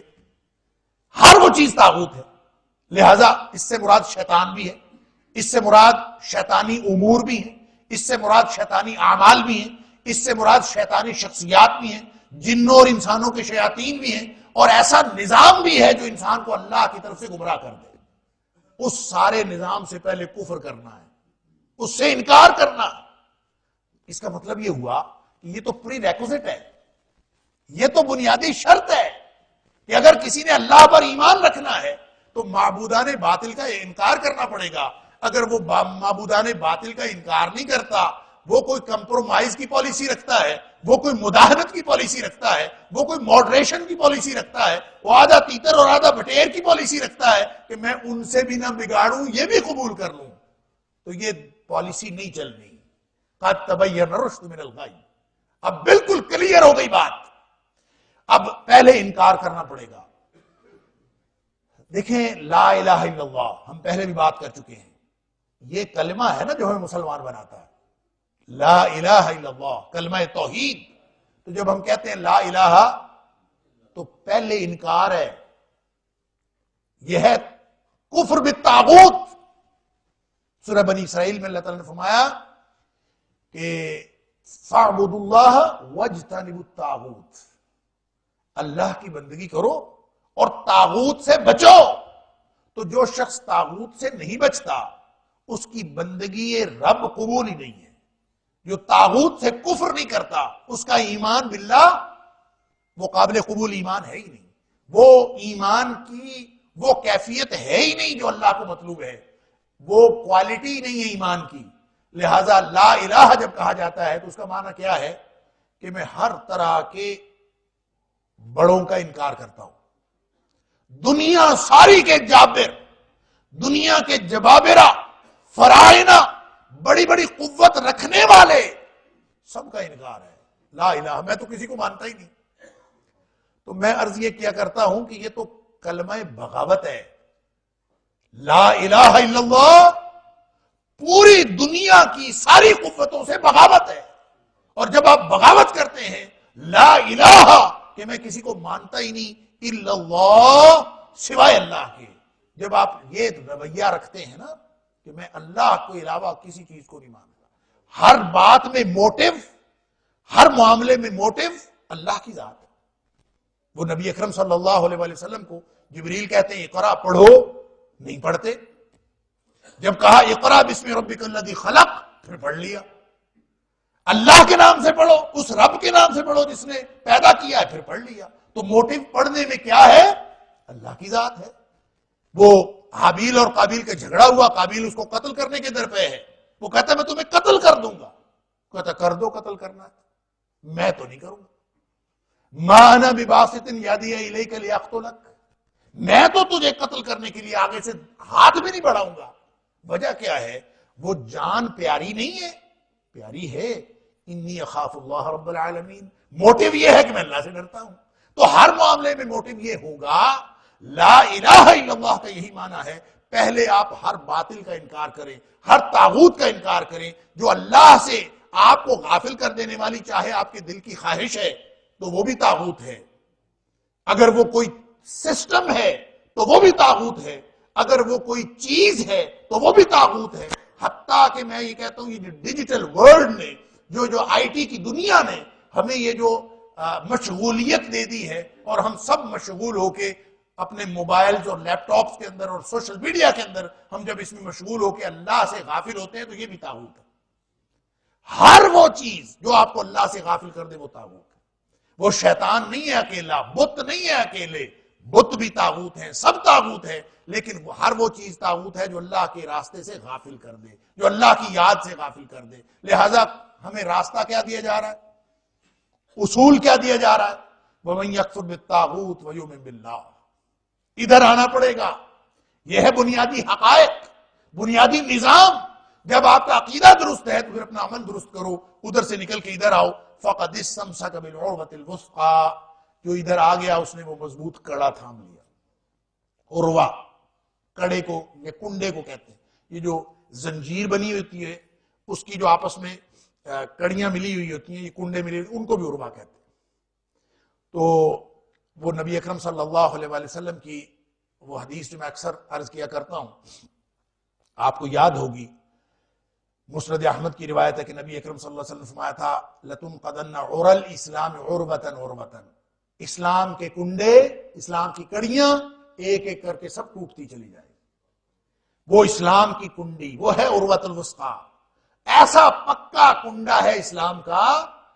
وثقیٰ جو اوسط کی مؤنث ہے، اور اوسط کا مطلب ہوتا ہے یہ جو سب سے زیادہ ہو، کمپیریٹیولی سب سے زیادہ مضبوط. یعنی اس سے مضبوط کوئی چیز ہو نہیں سکتی. جس نے اسلام کو پکڑ لیا اس نے مضبوط ترین کڑا، مضبوط ترین حلقہ تھام لیا. اب اس بنیاد پر اس کا عقیدہ بھی صحیح، اس کا عمل بھی صحیح، اس کی دنیا بھی استوار، اس کی آخرت بھی استوار. اس سے بڑی مضبوط تو اور کوئی چیز ہو ہی نہیں سکتی. لن انفصام لہا، جس کے لیے ٹوٹنا لکھا ہی نہیں گیا، جو ہے ہی انبریکیبل، جو ٹوٹنا ہے ہی نہیں. تو اس نے تو نہیں ٹوٹنا جس کو آپ نے پکڑا ہے. تو آپ کی پکڑ اگر مضبوط نہ ہوئی تو معاملہ تو سارا پکڑ کا ہے، اس نے تو نہیں ٹوٹنا. اسلام تو مضبوط کڑا ہے، اس کو آپ نے پکڑ لیا تو بچ گئے. نہیں پکڑا تو وہ جو اسلام کی کڑیاں ٹوٹتی جائیں گی. اسلام، نبی اکرم صلی اللہ علیہ وسلم فرمایا، اس کا مطلب یہ نہیں ہے کہ اسلام ٹوٹے گا، اس کا مطلب ہے آپ کی پکڑ ٹوٹے گی. آپ کا جو استمساک ہے، آپ کا جو تمسک ہے وہ ٹوٹے گا. اس لیے نبی اکرم صلی اللہ علیہ وسلم فرمایا فَلَمَّا انْتَقَدَتْ عُرْوَةٌ. جب کوئی ایک کڑی ٹوٹے گی نا، یعنی لوگوں کے ہاتھ سے چھوٹے گی، تشبث الناس بالتي تلیہا، لوگ اس سے نیچے والی کڑی کو پکڑ لیں گے. اوپر والی ٹوٹی، وہ نہیں ٹوٹی، اصل میں ہماری پکڑ ٹوٹی، ہماری جو گرفت تھی وہ کم ہوئی. فلما انتقضت عروہ، وہ کڑی تو اپنی جگہ ہے، ہم نے چھوڑی، ہم نیچے والی پہ آ گئے. تشبث الناس بالتي تلیہا، لوگ اس سے نیچے والی کو پکڑ لیں گے، پھر اس سے نیچے والی کو پکڑ لیں گے، پھر اس سے نیچے والی کو پکڑ لیں گے. پھر نبی کریم صلی اللہ علیہ وسلم نے فرمایا اولہن نقضا، جو سب سے پہلی کڑی ٹوٹے گی نا، الحکم، وہ یہ ہوگی کہ لوگ، جو اجتماعی نظام عدل ہے، وہ اللہ کے حکم کی بجائے وہ دوسروں کا حکم چلے گا. جو عدالتی نظام ہے، جو فیصلوں کا نظام ہے، وہ غیر اللہ کا آ جائے تو سمجھ لیجئے کہ اسلام کی سب سے پہلی کڑی ٹوٹ گئی. یہ ہے پہلی کڑی. اور وآخرہن الصلاۃ، اور آخری کڑی کیا ہے؟ وہ نماز ہے. اور جو شخص نماز پڑھتا ہے نا، یہ گویا دین کے آخری حصے پر ہے. اللہ اکبر، یہ آخری یعنی بیس ہے. اور اگر کسی نے نماز بھی چھوڑ دی تو اس کے پاس تو دین کی کوئی کڑی باقی ہی نہیں ہے. تو عروۃ الوثقیٰ، مضبوط کڑا، اس سے مراد اسلام ہے. آپ نے تھام لیا. سمندر میں جا رہے ہیں، انسان ڈوب رہا ہو، اس کے ہاتھ میں کنڈا آ جائے، اللہ اکبر، کنڈا بھی ایسا جو ایسی مضبوط جگہ پر ہے، عروۃ الوثقیٰ لا انفصام لہا، جو ہے ہی انبریکیبل. اب آپ کی پکڑ پر منحصر ہے کہ آپ بچتے ہیں کہ نہیں بچتے. اگر آپ پوری طرح سے اس کے ساتھ تمسک اختیار کیے ہوئے ہیں تو آپ انشاءاللہ بچ جائیں گے، اگر نہیں اختیار کرتے تو آپ بچ نہیں سکتے. واللہ سمیع علیم. اور اللہ تعالیٰ سمیع ہے اور علیم ہے. یہ جو صفات ہیں اللہ تعالیٰ کی، میں ہمیشہ عرض کرتا ہوں کہ ذہنوں میں تصور واضح کر لیا کریں کہ اس وزن پر جتنی بھی اللہ کی صفات آتی ہیں فعیل کے وزن پہ، سمیع بھی فعیل کے وزن پہ ہے، علیم بھی فعیل کے وزن پہ ہے. اس وزن پہ اللہ کی جتنی بھی صفات آتی ہیں اس کے اندر استقلال پایا جاتا ہے، یعنی وہ مستقل صفات ہوتی ہیں. سمیع کا مطلب اللہ ہمیشہ سننے والا ہے. یہ نہیں ہے کہ کوئی ایک بات سن لی کوئی نہیں سنی، کوئی سن لی کوئی نہیں سنی. نہیں، اللہ ہر بات ہمیشہ سنتا ہے. اور علیم، وہ ہر بات کو ہمیشہ جانتا ہے. اس کا علم بھی مستقل ہے، ازلی و ابدی ہے. اور اس کی سماعتیں کما ہوا شانہ، جس طرح اس کی شان ہے، جس طرح اس کے لائق ہے، وہ اسی طرح اس کی ساری صفات ہیں. تو وہ ہمیشہ سننے والا.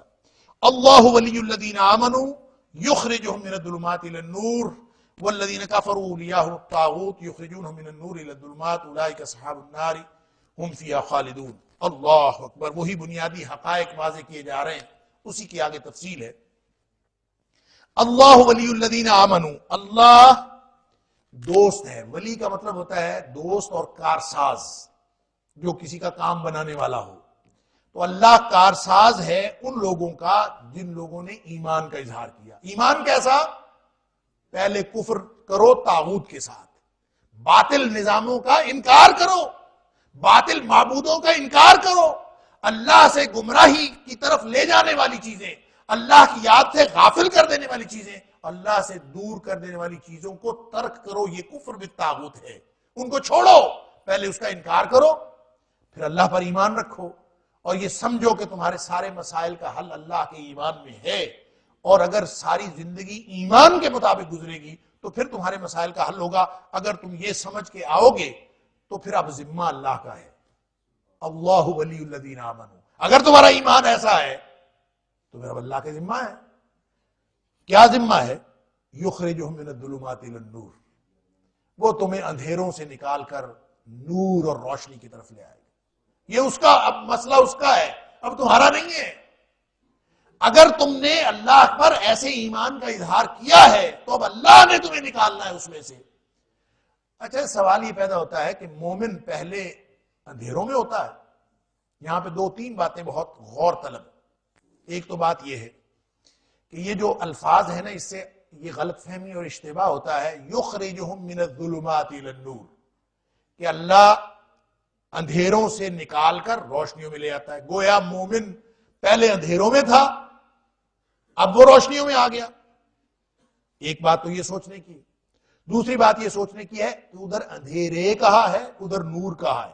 اندھیرے کئی ہیں اور یہ اسی کی وضاحت ہے وہ جو پیچھے آیا نا، قد تبین الرشد من الغی، ہدایت اور گمراہی.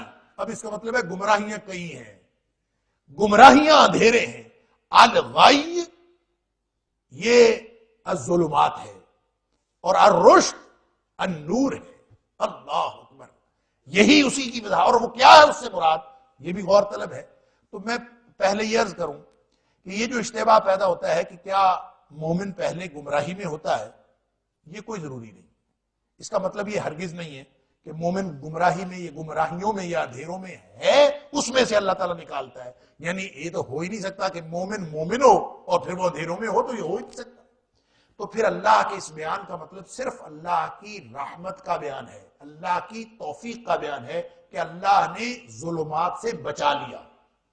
ایسا نہیں ہے کہ اس میں وہ داخل تھا. جیسے اللہ تعالیٰ نے سورہ یونس میں فرمایا فلما آمنوا، جب وہ مومن ہو گئے، کشفنا عنہم عذاب الخزي.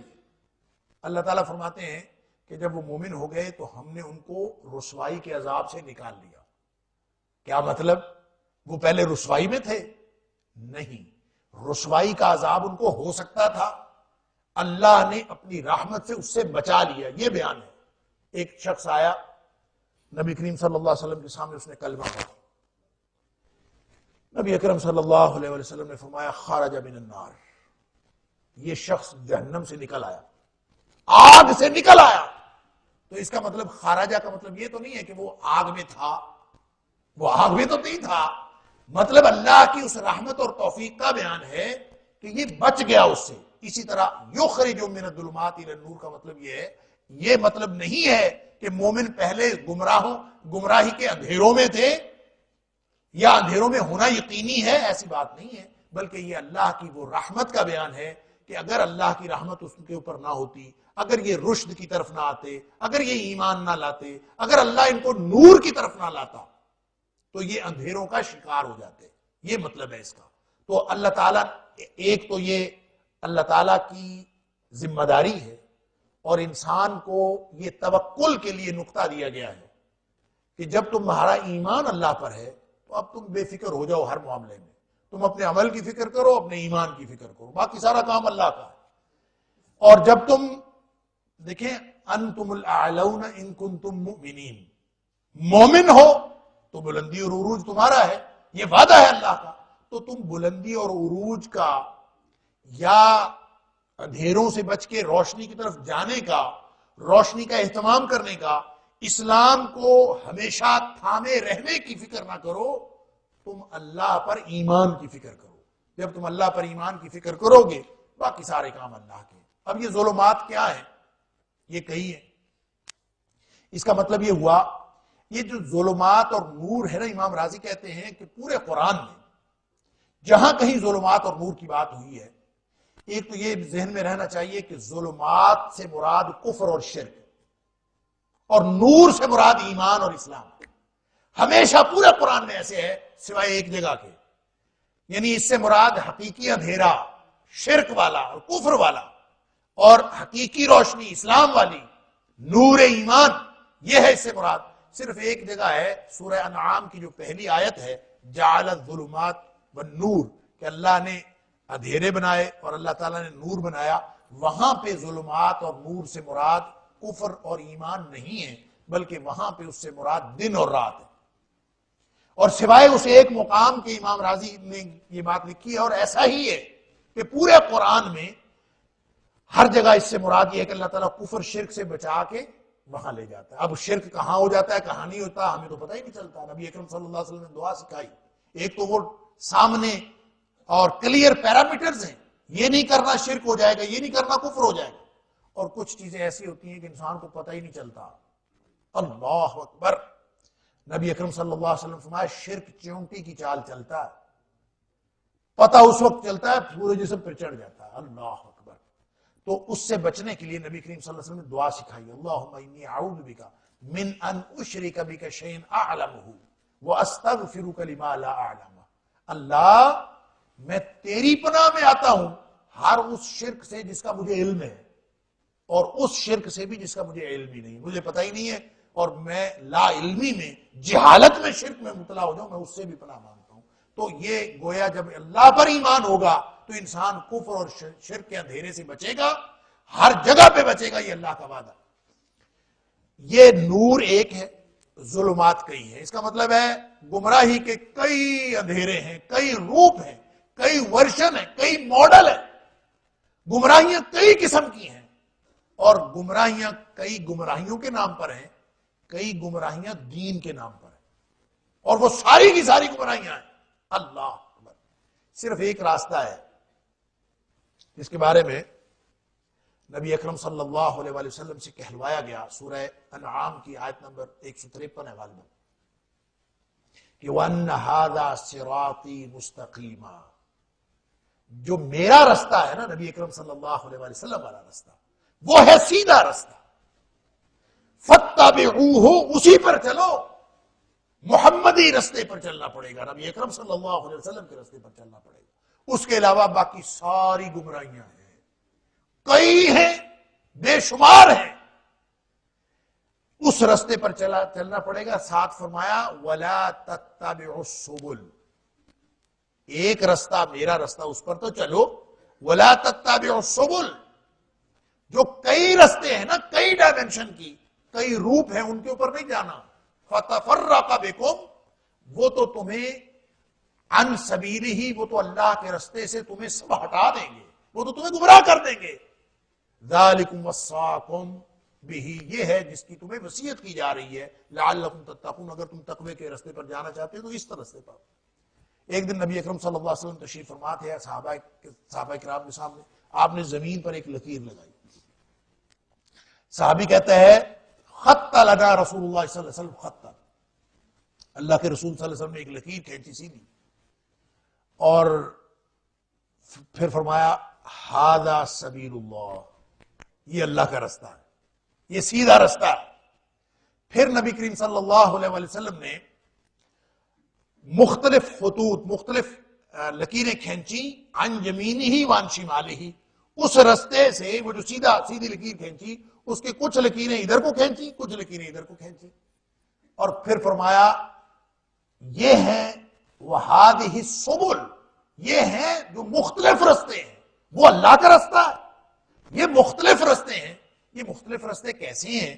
کہیں اس کے اوپر دین لکھا ہوا ہے، کہیں اسلام لکھا ہوا ہے، کہیں گمراہی لکھا ہوا ہے، کہیں ماڈرنزم لکھا ہوا ہے، کہیں لبرلزم لکھا ہوا ہے، کہیں پوسٹ ماڈرنزم لکھا ہوا ہے، کہیں کیپٹلزم لکھا ہوا ہے، کہیں نیشنلزم لکھا ہوا ہے، ہزار کچھ لکھا ہوا ہے۔ فرمایا فَهَذِهِ السُّبُلُ، یہ ہے وہ سارے رستے، ایک رستہ اللہ کا، باقی سارے رستے وہ جو بھی ہوں، جتنے نظریات ہوں، جتنے ازم ہوں، جتنے طریقے ہوں، جتنے روپ ہوں، جتنے دھرم ہوں، وہ سارے کے سارے فرمایا کہ فَعَلَىٰ كُلِّ سَبِيلٍ، ہر رستے پر، یہ جتنے بھی رستے ہیں، ہر رستے پر شیطان، اس کے اوپر شیطان بیٹھا ہوا ہے، یدعو الیہ، وہ اس کی طرف بلا رہا ہے، ہر ایک پر شیطان بیٹھا ہوا ہے اور وہ اس کی طرف بلا رہا ہے۔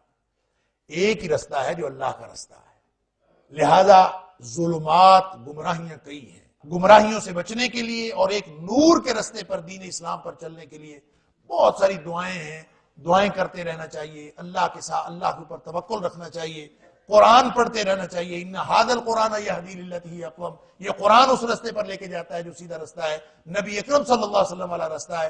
اور عملاً جب پتہ چل جائے کہ یہ رستہ نبی کریم صلی اللہ علیہ وسلم کا ہے اور یہ رستہ نبی اکرم صلی اللہ علیہ وسلم کے علاوہ کسی اور کا ہے، ہر وہ رستہ جس پر حوالہ محمدی موجود ہے صلی اللہ علیہ وسلم، وہ رستہ صراط مستقیم ہے، اور جس پر حوالہ محمدی موجود نہیں ہے صلی اللہ علیہ وسلم، وہ رستہ بھلے دین کے نام پر ہو، بھلے کسی بہت ہی مرغوب نظریے کے نام پر ہو، وہ دین اللہ کا دین نہیں ہو سکتا۔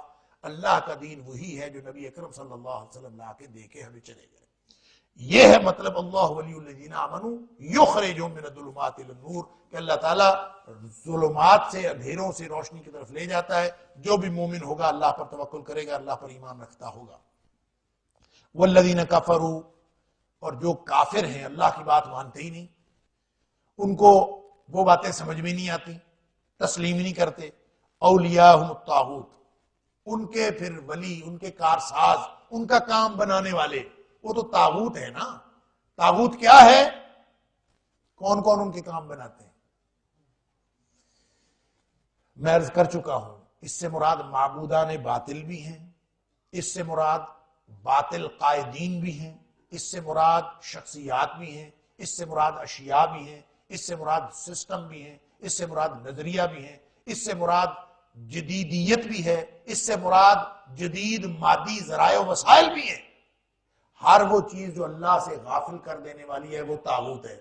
تو جو اللہ کا انکار کرتا ہے، جو اللہ اور اس کے رسول صلی اللہ علیہ وسلم کی باتیں نہیں مانتا، وہ انکاری ہے، تو پھر اس کے دوست تو باقی ساری چیزیں ہیں۔ ہر وہ چیز جو طاغوت ہے وہ اس کی دوست، ہر وہ اس کی طرف وہ رغبت رکھتا ہے، اس کو رغبت، اطمینان اسی میں ہوتا ہے، اور جب اس میں اطمینان ہوتا ہے تو یخرجون من النور الی الظلمات، تو وہ اس کو نور سے نکال کر، روشنی سے نکال کر اندھیروں میں لے جاتے ہیں۔ اس کا مطلب یہ نہیں ہوتا کہ وہ لازمی کہ وہ پہلے نور میں ہو، اس کو نور کی توفیق ختم ہو جاتی ہے۔ تو اس کا مطلب یہ ہوا کہ ہر وہ چیز جو طاغوت ہے، جو مجھے اور آپ کو اللہ سے غافل کر دینے والی ہے، اور اس کی لمبی تفصیلات ہیں، کچھ میں نے عرض کی، تو ان ساری تفصیلات میں سے ہر اس چیز سے بچنا ضروری ہے، ہر اس چیز سے بچنا ضروری ہے جو اللہ سے غافل کر دیتی ہے، چاہے وہ چند لمحے کے لیے غافل کرتی ہے، چاہے وہ چند ساعتوں کے لیے غافل کرتی ہے، چاہے ساری زندگی کے لیے غافل کرتی ہے، کیونکہ ان غفلت والی چیزوں سے، اللہ اور اس کے رسول صلی اللہ علیہ وسلم سے دور لے جانے والی چیزوں سے جب بھی انسان رغبت رکھے گا تو اس کا لازمی نتیجہ کیا ہوگا؟ یخرجونہم من النور الی الظلمات، وہ اس کو لے جائیں گے اندھیروں اور گمراہیوں کی طرف۔ یہ ایک تو پھسلن ہے، ایک مسلسل عمل ہے۔ سمجھ لیجئے جب انسان صراط مستقیم پہ ہوتا ہے نا تو اس کو ڈیویٹ کرنے کے لیے، اس کو وہاں سے گمراہ کرنے کے لیے شیطان، شیطانی فوج اور جنوں اور انسانوں کے شیطان اور تمام شیاطین جن و انس اور ان کے سارے ہتھ کنڈے، ان کی ساری افواج، وہ ساری سرگرم عمل ہوتی ہیں اس کو اس رستے سے ہٹانے کے لیے۔ اب اگر اس نے اپنے اوپر کوئی پروٹیکشن لی ہوئی ہے، اس نے اپنے اوپر کوئی ایسا تحفظ لیا ہوا ہے کہ اس نے، یعنی پروٹیکشن کیسی ہوگی؟ جنگ لڑتے ہیں نا، جنگ، تو انہوں نے ڈیفنس لائنیں بنائی ہوتی ہیں۔ یہ فرسٹ ڈیفنس لائن ہے، یہ سیکنڈ ڈیفنس لائن ہے، یہ تھرڈ ڈیفنس لائن۔ اور جو اچھی فوجیں ہوتی ہیں، دنیا کی عمدہ فوجیں، انہوں نے کئی کئی ڈیفنس لائنز بنائی ہوتی ہیں کہ اگر ایک ڈیفنس لائن ٹوٹے گی تو پھر دوسری ٹوٹے گی تو تیسری، تو انہوں نے اپنے آپ کو مضبوط کیا ہوتا ہے۔ تو اسی طرح اگر کوئی شخص سمجھ کے ہدایت اور گمراہی کے رستوں کو، پھر بھی گمراہی کے رستوں کے قریب قریب رہتا ہے، تو اس کا مطلب تو یہ ہے کہ اس نے تو اپنی ڈیفنس لائن ہی مضبوط نہیں کی ہوئی، اس کو دیوار کھڑی کرنی پڑے گی۔ اور وہ دیوار کس چیز کی ہے؟ ہمیں اللہ کے رسول صلی اللہ علیہ وسلم جو دین دے کے گئے ہیں، وہ سارا کا سارا تحفظ ہے، وہ ساری کی ساری پروٹیکشن ہے اور ڈیفنس لائن ہے کہ آپ گمراہی سے بچ جائیں اور سیدھے رستے پر رہیں۔ مثلا سب سے پہلی جو ڈیفنس لائن ہے وہ فرائض کی لائن ہے، فرائض کی ادائیگی، کبائر سے بچنا، یہ فرسٹ ڈیفنس لائن۔ اگر کوئی شخص یہ ڈیفنس لائن بھی نہیں آپٹ کرتا اور آبزرو کرتا، اگر اس نے اس ڈیفنس لائن کو بھی، یعنی پہلا دائرہ جس کے اندر انسان اپنے آپ کو محفوظ کر سکتا ہے اور انشور کر سکتا ہے کہ وہ گمراہیوں سے بچے، وہ فرائض کی ادائیگی اور کبائر سے بچنا۔ پھر اس کے بعد ایک اور ڈیفنس لائن ہے، باہر کی آؤٹر ڈیفنس لائن، وہ ہے سنتوں کی پابندی کرنا۔ نبی کریم صلی اللہ علیہ وسلم کی جتنی بھی سنتیں ہیں آپ ان کی پابندی کریں، یہ ایک دوسری ڈیفنس لائن۔ اب اگر وہ دشمن آ گیا، شیطان، اس کی فوجیں آ گئیں، انہوں نے آپ کے اوپر حملہ کیا، تو آپ کی جو فرائض اور کبائر سے بچنے والی اور فرائض کی ادائیگی والی ڈیفنس لائن ہے، وہ تو آگے ہے، وہاں تک تو وہ پہنچ ہی نہیں سکتے، وہ پہلا حملہ ان کا اس پر ہوگا۔ لوگ کہتے ہیں سنت کی اہمیت نہیں۔ پھر اس سے آگے ایک تیسری ڈیفنس لائن ہے، وہ اس سے بھی باہر کی ہے، وہ ہے نوافل کی ادائیگی۔ ہر وہ چیز جو نیکی کی ہے اس کو حاصل کرنے کی کوشش۔ لا تحقرن من المعروف شیئا، نیکی چھوٹی سے چھوٹی بھی ہو تو اس کو حقیر نہیں سمجھنا، وہ آپ کی ڈیفنس لائن ہے، اس کو آپ آپٹ کر لیں، اس کو آبزرو کریں، اس کو اپنی زندگی میں داخل کر لیں، تو اس سے کیا ہوگا؟ آپ کی ایک تیسری ڈیفنس لائن قائم ہو جائے گی۔ اب اگر دشمن آپ کو نکالنا چاہتا ہے، طاغوت، وہی طاغوت جس کے اندر ہم صبح و شام ہم سب ملوث ہو جاتے ہیں، دانستہ یا نادانستہ، ہر وقت ہم کسی نہ کسی طاغوت کے اندر پھنسے ہوتے ہیں۔ طاغوت اپنے ہر روپ میں ہر وقت اللہ کی یاد سے غافل کرنے پر تلا ہوا ہے۔ اگر آپ کے گرد دائرہ ہے نوافل کا، چھوٹی چھوٹی نیکیوں کا، اس کے بعد سنتوں کا، اس کے بعد فرائض کا، تو آپ کو طاغوت ڈیمیج کرے گا بھی نا، تو وہ جو باہر والی ڈیفنس لائن ہے نا، اس کو ڈیمیج کرے گا، اندر آپ کو کچھ نہیں ہوگا۔ آپ کے فرائض اور آپ کی سنتوں کی پابندی، اس کو کبھی کچھ نہیں ہوگا۔ لیکن اگر آپ کے پاس ڈیفنس لائن ہی کوئی نہیں، فرائض کی بھی کوتاہی ہے، اللہ اکبر، تو پھر اس کا مطلب یہ ہے کہ وہ جو اولیاءہم الطاغوت یخرجونہم من النور الی الظلمات، آپ کے پاس درمیان میں پروٹیکشن کی لائن ہی کوئی نہیں ہے، وہ تو کسی بھی وقت آپ کو پکڑ کے لے جائیں گے، وہ جہنم میں لے جائیں گے، اور وہ ہے ہی جہنم۔ وہ جب آپ کو نور سے نکال کر ظلمات میں لے گئے، اولئک اصحاب النار ہم فیہا خالدون، اور یہ جہنمی ہیں اور ہمیشہ جہنم کے اندر رہیں گے۔ اللہ اکبر۔ اس کا مطلب یہ ہے کہ سارے معبودان باطل بھی، وہ ساری چیزیں بھی جو طاغوت میں شامل ہیں، وہ خود بھی اور ان کے پیروکار بھی، یہ سب کے سب، جیسے سورہ نساء کی آیت نمبر 98 میں بتایا کہ جو پوجا کیے جاتے ہیں، جو پوجا کرتے ہیں، سارے کے سارے حسب جہنم، یہ سارے کے سارے جہنم کا ایندھن ہے۔ اللہ اکبر۔ اللہ تعالی ہم سب کو رشد کو پہچان کر غائی سے بچنے کی توفیق عطا فرمائے، گمراہیوں سے بچنے کی توفیق عطا فرمائے، اللہ کے دین کو ہم اپنی زندگیوں میں داخل کرنے والے بن جائیں، اپنے گرد ڈیفنس لائنز بنائیں۔ یہ جب تک نہیں بنتی اس وقت تک آپ ہمیشہ طاغوت کی زد میں ہیں، طاغوت کے پاس فوجیں ہیں، اس کے پاس طاقت ہے، اور وہ نہ نظر آنے والا طاغوت بھی ہے۔ اور ان الشیطان یجری من الانسان مجری الدم، نبی اکرم صلی اللہ علیہ وسلم نے فرمایا شیطان تو اتنا مضبوط ہے، اتنا خوفناک اور خطرناک دشمن ہے کہ انسان کے اندر گھس جاتا ہے، جیسے خون گردش کرتا ہے اس طرح وہ انسان کے اندر گھس کے گردش کرتا ہے، انسان کے وہم، گمان، خیالات، ہر چیز پر قبضہ کر لیتا ہے۔ تو جب آپ کہیں گے کہ قل اعوذ برب الناس ملک الناس الہ الناس من شر الوسواس الخناس، اللہ یہ جو چھپ کے وار کرتا ہے اور میرے اندر وسوسے پیدا کرتا ہے، اللہ اس سے بھی تو نہیں مجھے بچانا ہے۔ جب ہم یہ کہیں گے، اللہ سے دعائیں کریں گے، تو انشاءاللہ اس کے حملوں سے بھی محفوظ رہیں گے، اور عملاً ہمیں یہ ڈیفنس لائن جو اسلام نے دی ہیں ان کو قائم کرنا ہے۔ یہی گمراہی سے بچنے کا اور اللہ کی ہدایت اور صراط مستقیم پر قائم رہنے کا ایک طریقہ ہے۔ اللہ تعالیٰ مجھے اور آپ کو ہم سب کو توفیق عطا فرمائے۔ وآخر دعوانا الحمدللہ رب العالمین۔